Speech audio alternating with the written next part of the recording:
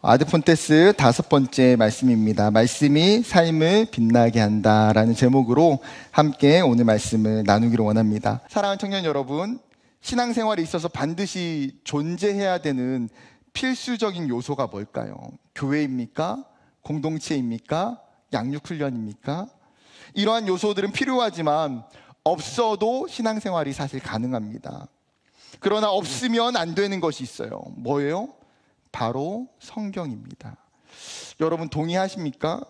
성경이 없이는 우리가 하나님에 대해서, 복음에 대해서 알기가 어렵습니다. 성경이 없이는 우리가 하나님의 뜻이 무엇인지 알기가 어렵습니다. 성경이 없다면 기독교는 어쩌면 타 종교와 다를 바가 없을 거예요. 그렇기 때문에 성경은 이 기독교 신앙에 있어서 절대적인 위치를 차지하고 있습니다. 그러나 우리의 현 주소는 영적인 밥을 일주일에 26분밖에 먹지 않는 이 상황이라는 거예요. 아니요, 너무나 많은 청년들이 영적인 양식을 금식 생활하고 있습니다. 여러분, 신앙은 다이어트가 필요 없어요. 목사님, 제가 어제 성경을 3시간이나 읽었더니 영적으로 속이 체했어요. 다음 주는 금식. 제가 20년 동안 사역하면서 이런 청년들 만나본 적이 없어요. 여러분, 성경 읽어서 체하는 사람 있습니까? 없죠. 여러분, 말씀을 많이 먹는다고 해서 살이 찌지 않아요. 여러분, 염려가 돼서 안 읽습니까? 성경을?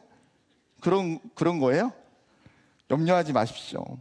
여러분, 그럼에도 불구하고 왜 우리는 사실 말씀을 먹지 않고 말씀을 등한시 여긴 채 살아가고 있을까요? 여기에는 분명히 다양한 이유들이 존재합니다. 스마트폰을 이용한 미디어 콘텐츠가 넘쳐나요. 우리의 마음을 빼앗는 것들이 많다는 거죠. 학업이나 자기 개발이나 직장이나 가정에서 우리의 삶이 너무나 바쁘게 돌아가고 그로 인해서 피로감이 굉장히 많이 누적되며 시간이 없어집니다. 그러나 가장 근본적인 중요한 이유는 뭘까요? 말씀에 대한 필요성을 내가 정확히 느끼지 못하기 때문이에요. 성경이 내 삶에 어떤 영향을 끼치고 있는지, 성경이 나에게 어떤 의미가 있는지를 경험하지 못하기 때문입니다. 그렇다 보니까 오히려 성경이 내 삶과는 동떨어진 채 느껴지는 것이죠. 여러분, 이러한 우리의 삶이 다시 돌이켜야 됩니다. 우리의 삶이 이 아드폰테스, 신앙의 근원으로, 신앙의 본질로 돌아가야 됩니다. 오늘 말씀을 통해서 우리는 나 자신을 돌아보면서 내가 정말 성경을 진심으로 사랑하고 있는지, 성경이 정말 내 삶의 기준이 되고 있는지를 돌아보며 이 성경의 근원으로 돌아가는 시간이 되기를 소망합니다. 오늘 읽었던 시편 1편은 시편을 들어가는 출입문이자 시편 전체를 압축해 놓은 서론입니다. 시편 1편은 우리에게 2가지의 길을 제시하고 있어요. 복이 있는 길이 있고 그 반대로 멸망의 길이 있다고 이야기합니다. 시인은 시를 시작하면서 1절의 첫 표현으로 복 있는 사람은 이라고 시작합니다. 복 있는 사람은. 원어의 뜻은 좀 더 쉽게 해석하면요, 행복한 사람은 이라는 의미입니다. 즉, 사람들은 누구나 행복을 추구하고 살아가는데 누가 진짜 행복한 사람이냐는 거예요. 누가 진짜 행복한 사람이냐. 여러분, 우선 행복한 사람은 어떤 사람입니까? 1절을 다시 한번 보면 복 있는 사람은 악인들의 꾀를 따르지 아니하며 죄인들의 길에 서지 아니하며 오만한 자들의 자리에 앉지 아니하고. 잠깐 띄워줘 보시겠습니까? 복 있는 사람이 있다면요, 상식적으로 반대편에 서 있는 사람이 있다는 거예요. 성경은 이들을 뭐라고 표현하고 있습니까? 악인들, 죄인, 오만한 자라고 표현합니다. 이들은요, 창조주 하나님을 모르고 자신의 삶의 주인이 하나님이 아니라 자신이 되어서 자신의 욕망과 자신의 목표를 위해서 살아가는 사람들입니다. 그런데 시편의 저자는 1절에서 죄인과 악인과 오만한 자라는 이 사람들을 지금 따르다, 서다, 앉다라고 하는 은유적 표현을 병행해서 사용하고 있어요. 무슨 말입니까? 즉, 이들은 죄악된 행동과 잘못된 생활 방식을 따르고 그 안에 서 있고 그 자리의 중심에 앉아 있는 것, 즉 그 죄악 가운데에 지금 깊이 빠져서 살아가고 있다는 거예요. 이들은 세상에 자신의 욕망과 목적을 이루기 위해 살아갑니다. 그러나 그 길은 어떤 길이에요? 멸망하는 길, 악인의 길이라고 성경이 이야기해요. 시편의 저자는 우리에게 가장 먼저 복 있는 사람, 정말 행복한 사람은 이 악인들의 잘못된 길을 따라가지 않는다라고 이야기합니다. 그러면 우리가 가야 할 길이 어떤 길이에요? 여러분, 믿음의 사람들이 가야 될 길, 행복을 추구하는 진정한 길이 어떤 길입니까? 2절 말씀이에요. 같이 읽어볼까요? 시작. 여호와의 율법을 즐거워하여 그의 율법을 주야로 묵상하는도다. 복이 있고 행복한 사람은 어떤 사람이요? 먼저는 즐거워하는 사람인데 그 즐거워하는 대상이 뭐예요? 뭘 즐거워합니까? 이 사람이요? 하나님의 말씀, 율법, 성경을 즐거워한다는 거예요.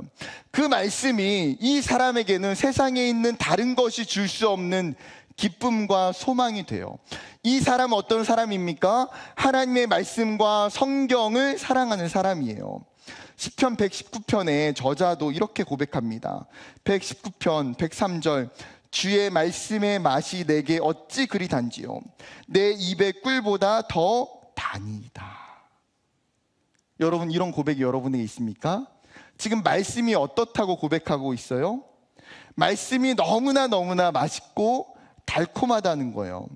심지어 그 말씀의 달콤함을 뭘로 비유하고 있습니까? 꿀에 비유하고 있어요. 꿀.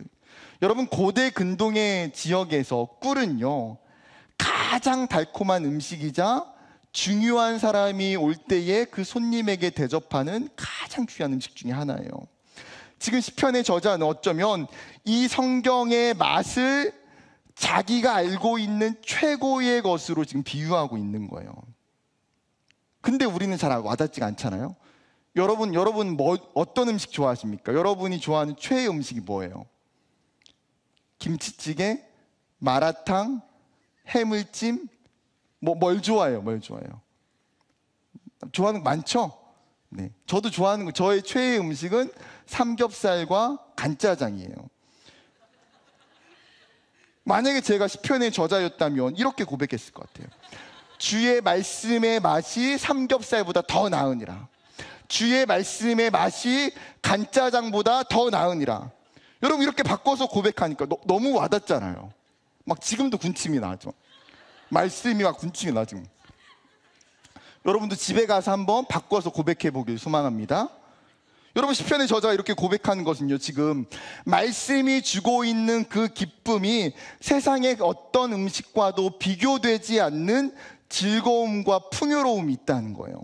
그는 말씀을 너무나 사랑하기 때문에 말씀이 내 삶에 역사하는 것을 실제로 체험하고 경험한 사람이에요. 그렇다면 여러분, 말씀이 도대체 무엇이기에 즐거움이 되고 우리에게 기쁨과 소망이 될까요? 여러분, 성경이 우리에게 주어지고 있는 목적과 본질은 무엇입니까? 그것을 이해할 필요가 있어요. 여러분, 첫 번째는 말씀이 우리에게 진리가 되기 때문입니다. 끊임없이 가치와 기준이 바뀌는 세상에서 사람들은 절대적이고 보편적인 진리를 추구해요. 이를 위해서 책도 종교도 사람들을 찾아다니면서 세상에 있는 진리를 찾고자 합니다. 그러나 세상에 진리가 있어요? 없죠. 그러나 하나님의 말씀이 우리의 삶을 붙드는 참된 진리가 된다는 거예요. 요한복음 17장 17절에 예수님이 이렇게 말씀하세요. 그들을 진리로 거룩하게 하옵소서. 아버지의 말씀은 진리니이다. 뭐가 진리라고요? 아버지의 말씀이. 지금 예수님이 이야기하는 거예요. 세상의 진리가 무엇이냐? 그것은 하나님의 말씀이고 아버지의 말씀이 진리가 된다는 거예요. 여러분, 이사야 선지자가 고백하는 것이 무엇입니까? 푸른 마르고 꽃은 시드나. 세상에 있는 수많은 것들은 다 사라지고 다 멈춰지지만 하나님의 말씀만큼은 영원하다고 고백해요. 여러분, 우리가 말씀을 통해서 참된 진리의 근원이 되시는 그 예수님을 만나게 될 때에 우리는 그 진리로 말미암아 참된 평안과 기쁨을 얻게 되는 줄 믿습니다. 두 번째는 말씀이 믿음의 근거이기 때문이에요. 로마서 10장 17절 말씀. 그러므로 믿음은 들음에서 나며 들음은 그리스도의 말씀으로 말미암았느니라. 여러분, 믿음은 우리의 의지나 노력으로 생겨나는 것이 아닙니다. 그 믿음은 뭐예요? 하나님이 주시는 것인데 무엇을 통해서 하나님은 우리에게 믿음을 주십니까? 말씀을 들을 때에 하나님이 우리에게 믿음이 자라게 하신다는 거예요. 우리가 신앙이 처음에는요, 다 연약한 초보 신앙이고 어린아이와 같아요. 그런데 말씀을 듣고 말씀을 먹고 말씀을 배울 때에 그 어린아이의 신앙이 결국은 자라서 어른이 되어져 간다는 거예요. 세 번째, 말씀이 참된 생명과 구원을 가져다 주기 때문입니다. 같이 읽어볼까요? 요한복음 20장 31절 시작. 오직 이것을 기록함은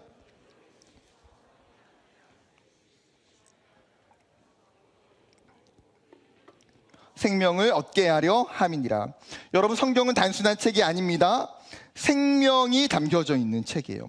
지금 사도 요한이 이 책의 목적을 뭐라고 이야기하고 있습니까? 이 책을 기록함은 너희로 하여금 예수를 믿고 그 이름을 힘입어 우리에게 생명을 얻게 하려 함이라고 밝히고 있어요. 여러분, 즉 성경은 우리에게 구원에 이르게 하는 지혜를 가져다 주고 거듭남의 은혜를 준다는 거예요. 여러분, 세상에 존재하는 수많은 책들이 우리에게 지혜를 줄 수 있고 도전을 줄 수 있고 우리의 삶을 뜨겁게 할 수 있어요. 그러나 그 어떤 책도 생명을 주고 구원을 가져다 주는 책은 없어요. 하지만 성경은 우리에게 가장 중요한 구원의 은혜를 가져다 준다는 거예요. 네 번째, 말씀이 하나님의 뜻을 알려주기 때문입니다. 시편 119편 105절은 주의 말씀은 내 발의 등이요 내 길의 빛이니이다. 여러분, 우리가 신앙생활하면서 가장 어려운 게 뭐예요? 하나님의 말씀을 알고 싶고 하나님의 말씀이 무엇인지 궁금하지만 그것을 어떻게 알 수 있느냐는 거예요. 그러나 하나님은 우리에게 이미 정답을 가르쳐 주셨어요. 하나님의 말씀을 통해서 하나님의 뜻을 알 수 있다. 어떻게 그것이 가능합니까? 하나님이 우리에게 주신 그 말씀이, 하나님이 우리에게 주신 그 성경이 하나님의 감동으로 쓰여진 책이고 그 책 가운데에 하나님의 뜻과 하나님의 마음이 담겨져 있기 때문이에요. 여러분, 성경은 우리 가운데에 이 땅을 살아가면서 살아야 될 삶의 방향과 모습과 태도가 기록되어져 있어요. 그렇기 때문에 시편의 저자가 이야기하고 있는 것처럼 하나님의 말씀이 구체적으로 내 발의 등이 되고 내 삶의 길의 빛이 된다라는 거예요. 이 밖에도 성경의 목적과 본질은 훨씬 더 많아요. 중요한 것은 이러한 성경의 가치와 역할은 그 어떤 것과도 대체될 수 없고 비교될 수 없다는 거예요. 그렇기 때문에 우리에게 먼저 필요한 것은 무엇입니까? 이 말씀의 절대적인 가치, 이 말씀의 절대적인 중요성을 우리가 확신하는 거예요. 여러분, 어둠의 시대로 불리워졌던 중세시대에 가톨릭 교회에서 개신교 교회가 갈라지게 되는 중요한 사건이 일어납니다. 1517년 가톨릭 사제였던 마르틴 루터가 95개조 반박문을 독일의 비텐베르크 성당 문 앞에 붙이게 됩니다. 그 당시 가톨릭 교회는 굉장히 부패한 상황이었습니다. 아무런 거리낌 없이 면죄부를 판매했고요, 돈을 주고 성직을 매매했습니다. 교황의 절대적 권위를 주장하면서 교황은 그리스도의 지상 대리인이라고 이야기했습니다. 또한 마리아와 성인들의 조각상을 만들거나 성인들의 유해 앞에 기도하는 성상 숭배가 비일비재했습니다. 루터와 종교개혁자들은 가톨릭 교회의 그 잘못된 모습을 보고 깨달으면서 다시 본질로 돌아가기 위해서 5가지의 핵심 정신을 세우게 됩니다. 그것이 종교개혁의 5대 정신인 오직 성경, 오직 그리스도, 오직 은혜, 오직 믿음, 오직 하나님께 영광이에요. 그 중에 가장 첫 번째의 원리가 뭡니까? 솔라 스크립투라, 즉 오직 성경이에요. 오직 성경. 로마 가톨릭 교회는 당시에 성경뿐만 아니라 교황의 칙령도, 교회의 정통도, 공의회의 결정도 이 성경과 똑같은 권위가 있다고 이야기했어요. 교황이 말하면 그것은 누가 이야기한 것과 똑같아요? 하나님의 말씀이 성경과 권위가 똑같다는 거예요. 문제는 그러한 교회와 교황의 가르침이 성경의 진리와 어긋나는 것이 많다는 거예요. 그렇기 때문에 종교개혁자들은 오직 성경만이 신앙과 삶의 유일한 최고의 권위가 있다고 이야기했어요. 루터가 이렇게 이야기합니다. 성경은 살아계신 하나님의 살아계신 말씀이고 하나님께서 자신을 알리기 위해서 성경을 우리에게 주셨다. 그리고 그 근거로 성경의 4가지 속성에 대해 설명합니다. 성경은 어떤 것이냐? 성경의 권위성. 성경의 권위는 교회보다 더 높으며 모든 진리의 원천이다. 모든 법과 모든 윤리와 생활 양식이 성경에 다 있고 성경은 최고의 권위를 갖는다. 2번째, 성경의 필요성. 성경은 하나님의 뜻을 알기 위해서 반드시 필요하며 구원의 진리는 성경을 통해서 깨달아진다. 3번째, 성경의 명료성. 성경은 인간이 이해하기 어려운 신비로움이 있으나 구원에 필요한 지식이 명료하고 명확하게 들어가 있다. 성령의 조명을 통해서 인간은 충분히 성경을 이해할 수 있다. 4번째, 성경의 충족성. 구원과 신앙에 필요한 모든 것은 성경에 게시된 것으로 충분하며 추가적인 전통과 계시가 필요하지 않다는 거예요. 여러분, 맞습니다. 우리의 신앙은요, 오직 성경으로 충분하고 오직 성경만이 유일한 최고의 권위를 가진다는 사실이에요. 중세는 어쩌면 이 잃어버린 성경의 권위를 회복하는 일, 잃어버렸던 성경을 찾는 일이 우선이었습니다. 그리고 이 일을 위해서 수많은 종교 개혁자들이 자신의 생명을 순교하며 다시 말씀을 회복하기 위해서 목숨을 걸고 싸웠어요. 그렇다면 여러분, 우리가 살아가고 있는 이 시대는 어떻습니까? 여러분은 여러분의 삶에 성경으로 충분하다고 믿습니까? 성경이 여러분의 삶의 어둠을 밝히는 등이고 여러분의 길을 인도하는 빛이라고 여러분 믿으며 경험하고 살아가고 있습니까? 성경이 하나님의 말씀이고 하나님이 내 삶에 주신 가장 큰 선물이라고 여러분은 믿고 있습니까? 어쩌면 우리는 마음만 먹으면 기독교 서점에 가서 4만 원, 5만 원이면 이쁘고 좋은 성경책을 너무나 쉽게 구입할 수 있어요. 아니요, 이제는 우리가 가지고 있는 스마트폰과 태블릿으로 무료로 얼마든지 성경을 볼 수 있습니다. 그렇다고 해서 성경의 가치와 성경의 목적과 성경의 절대성은 변하지 않는다는 거예요. 우리에게 주어진 성경은 수많은 선교사님이 순교의 피를 가지고 주신 거예요. 그렇기 때문에 여러분, 무엇보다도 가장 먼저 오늘 시편의 저자가 고백했던 것처럼 성경을 사랑하고 성경을 즐거워하고 이 성경에 가지고 있는 놀라운 가치를 여러분 깨닫는 저와 여러분이 되기를 소망합니다. 한 걸음 나아가서 성경을 즐거워하는 사람의 실제적인 특징이 있어요. 2절의 하반절에 뭐라고 말합니까? 그 사람은 율법을 주야로 묵상한다. 여기서 중요한 단어는요, 묵상하다라고 하는 히브리 단어 하가흐예요. 이 하가흐라고 하는 단어는 크게 2가지의 의미를 가지고 있는데, 첫 번째는 무엇인가를 계속해서 소리내서 중얼거리는 거예요. 2번째는 동물이 내는 소리로 비둘기가 배고파서 내는 구구구 소리나 혹은 사자가 먹이를 앞두고 으르렁거리는 소리를 이야기합니다. 히브리어 하가흐는 우리에게 말씀을 대하는 자세와 태도를 가르쳐 주고 싶은 거예요. 즉 하가흐라고 하는 이 묵상은 그냥 얌전히 조용히 말씀을 대하는 게 아니에요. 말씀을 강하게 확신하고 말씀을 명확하게 소리내어 읽는 것, 나아가 동물이 먹이를 찾아서 간절하게 소리내는 것처럼 그 말씀을 붙들고자 하는 애쓰는 모습을 연상케 하는 거예요. 즉 율법을 묵상한다는 것은 말씀을 소리내서 반복해서 읽으면서 그 말씀이 깊이 내 삶에 내면화시키는 것이 묵상이에요. 이 일은 한 번만으로 끝나는 것이 아닙니다. 시편의 저자는 뭐라고 말해요? 주야로. 즉 매일과 같이 이 말씀을 붙들고 말씀을 읽고 말씀 안에 산다는 거예요. 여러분, 유대인들은 성경을 읽을 때에 성경을 소리내서 반복하며 읽고 외우는 전통을 가지고 있어요. 그 전통은 사실 하나님이 신명기에 주셨던 말씀을 통해서 생겨난 전통이에요. 우리가 잘 알고 있는 신명기 6장 6절부터 9절 말씀입니다. 하나님이 가나안 땅에 들어가는 이스라엘 백성들에게 굉장히 중요한 명령을 내리셨어요. 신명기 6장을 시작하면서 쉐마 이스라엘, 이스라엘아 들으라 라고 하신 하나님이 뭐라고 말씀하십니까? 너희가 온 마음을 다하고 온 힘을 다하여 여호와를 사랑하고 율법을 마음에 새겨 자녀들에게 가르치라는 거예요. 어떻게 구체적으로 가르칩니까? 집에 있거나 길에 가거나 누워 있거나 일어날 때든지, 즉 일상의 모든 순간에 자녀들에게 부지런히 말씀을 가르치라는 거예요. 또한 손목에, 이마에 율법을 기록한 작은 두루마리 종이를 묶어서 착용했습니다. 심지어 집의 문설주와 대문을 오갈 때마다 말씀이 보이도록 그곳에 말씀을 기록해 놓았어요.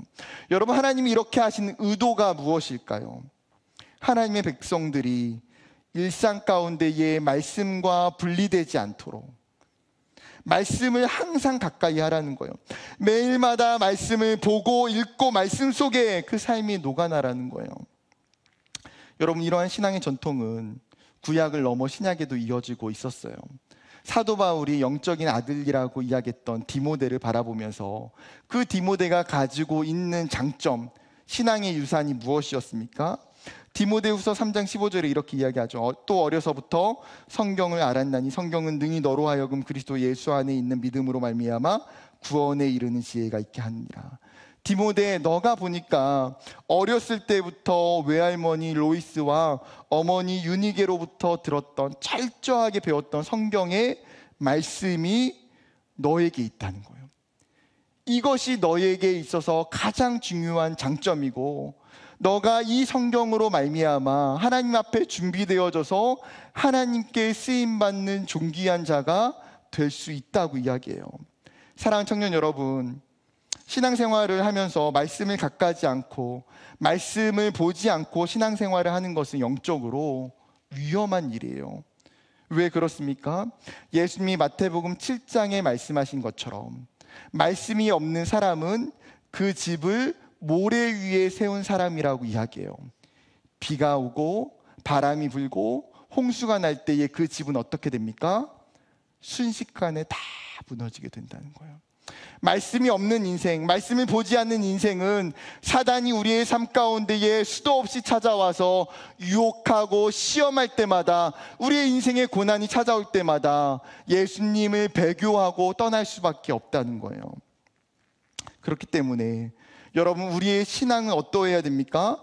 말씀을 통해서 반대로 반석 위에 세워야 돼요. 말씀에 깊이 뿌리를 내리고 우리의 신앙의 근간이 말씀에서 생겨나야 돼요. 그렇기 위해서는 끊임없이 말씀을 읽고 보고 배워야 됩니다. 예전부터 신앙의 부모님들이 했던 이야기가 있어요. 무엇입니까? 기도하는 부모의 자녀는 망하지 않는다. 말씀 보는 자녀는 망하지 않는다. 여러분, 말씀을 보고 말씀 안에 살아가는 사람은, 그 인생은요, 반드시 하나님이 책임지게 되어 있어요. 저 또한 말씀을 읽는 아이들을 보면서 이 아이들이 하나님께서 책임지시고 인도하실 것을 강력하게 확신해요. 그러면 이제 우리의 이야기로 돌아봅시다. 여러분, 우리 공동체는 매 학기마다 같이 꿀 성경을 통해서 말씀을 읽고 있습니다. 공동체가 함께 말씀을 읽어요. 기가 막히게도 오늘이 무슨 날입니까? 꿀 성경 마지막 신청일이자 이번 주에 뭐예요? 시작 주간. 신청하셨습니까? 했을 줄 믿습니다. 여러분, 설교 주제가 12월에 이미 다 짜여져 있어요.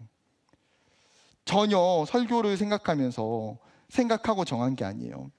그런데 너무나 기가 막히게 제가 깨닫게 되는 게, 하나님이 저보다도 더 신실하게 이 공동체와 청년들을 돌보시고 사랑하신다는 걸 느껴요. 여러분, 하나님이 친히 우리에게 말씀하러 권면하시고 요청하시잖아요. 혼자 말씀 보려고 하면 어려워요. 그러나 공동체가 함께 말씀을 읽으면 할 수 있어요. 말씀 안에서 올 한 해를 살아갈 수 있어요. 아직까지 신앙생활하면서 성경을 읽도 못한 청년들이 있다면 올해는 해야 됩니다. 복 있는 사람은 어떤 사람이에요? 주야로 매일과 같이 말씀을 묵상하는 것처럼 그 말씀을 보고 먹는 일에 열심을 내어 살아가는, 올 한 해를 그렇게 살아가는 청년들이 되기를 주님의 이름으로 축복합니다. 다시 마지막 부분으로 이제 돌아와서 시편의 저자가 말씀을 묵상하는 사람들의 결과를 우리에게 이야기하고 가르쳐 줍니다. 3절입니다. 그는 시냇가에 심은 나무가 철을 따라 열매를 맺으며 그 잎사귀가 마르지 아니함 같으니 그가 하는 모든 일이 다 형통하리로다. 말씀을 묵상하는 사람은 뭐라고 이야기해요? 시냇가에 심은 나무. 원어의 더 정확한 표현은 뭐냐면 시냇가로 옮겨 심겨진 나무예요. 여러분 무슨 말인지 이해가 됩니까? 원래부터 처음부터 시냇가에 자란 나무가 아니라는 거예요. 시냇가로 옮겨져서 심겨진 나무예요. 여러분, 이스라엘의 국토는 대부분 사막으로 이루어진 황량한 땅입니다. 심지어 겨울철에 가장 비가 많이 내리는 그 2달 동안으로 1년을 살아야 돼요. 식물이 자라기는 굉장히 척박한 환경이고, 그렇다 보면 나무 또한 마찬가지입니다. 나무가 자라도 어느 순간이 되면요, 깊이 뿌리를 내리지 못하고 영양분을 충분히 흡수하지 못하게 되니까 잎사귀가 마르고 열매를 맺지 못하게 돼요. 그런데 지금 이 나무가 어디로 옮겨지고 있어요?